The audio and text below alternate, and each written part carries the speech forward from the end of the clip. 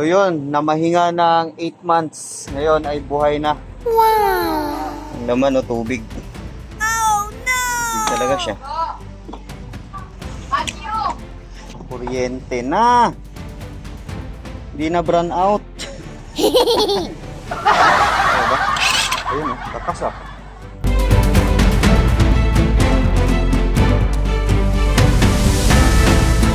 Pagkatapos natin dun sa Phil ang mga katropos, no? Dito naman tayo sa Commonwealth.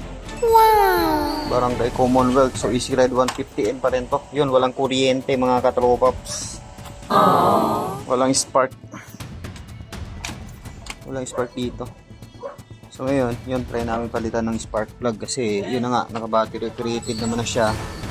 Yung dalawang CDI na yan, yun, wala pa rin kuryente. 210. So, 8 months na pala itong natingga mga katropops, no? 8 months na daw itong hindi na paandar. Simula nung tumirik kasi nga, naka-aerox na kasi si Pops. Ngayon, gusto niyang buhayin to, gawa nga ng mayroon na siyang pagbibigyan yata nito. So, okay, bubuhayin natin to. Susubukan lang natin kung anong magiging problema. Ano mga naging problema.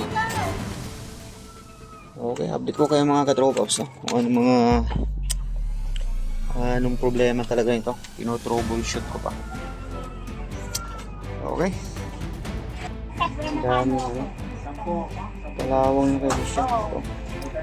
Kaya siguro wala ng kuryente, dumikit pa.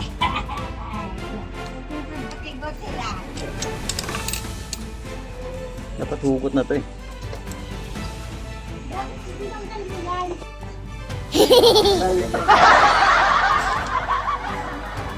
Sana gumana na.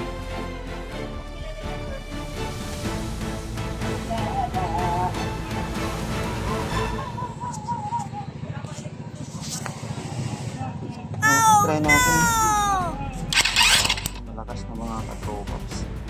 Kuryente na! Hindi na brown out.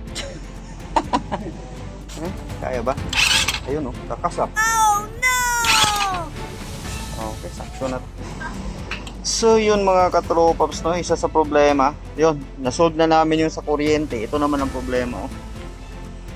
Yun, oh, grabe yung tangke niya, kinalawang eh.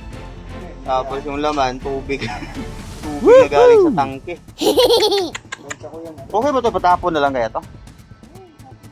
Ang laman, oh, tubig. Tubig talaga siya.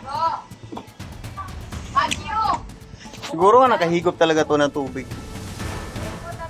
Siyempre, 8 months ba naman, oh? Tapos panay ulan.